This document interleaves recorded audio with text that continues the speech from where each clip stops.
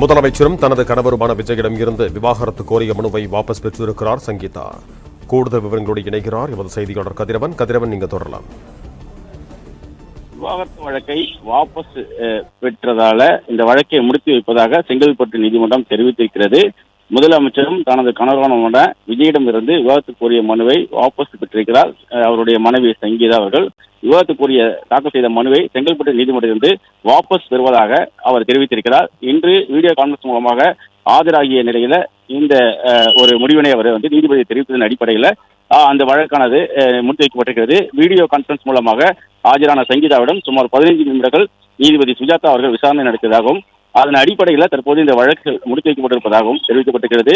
நீதிபதியிடம் இந்த வழக்கை திரும்ப பெற்றுக் கொள்வதாக அவர் தெரிவித்த நிலையில தற்போது இந்த குடும்ப நல நீதிமன்றத்தில் இந்த விசாரணையில் இருந்த இந்த விவாகரத்து வழக்கானது முடித்து வைக்கப்பட்டதாகவும் தெரிவிக்கப்பட்டிருக்கிறது.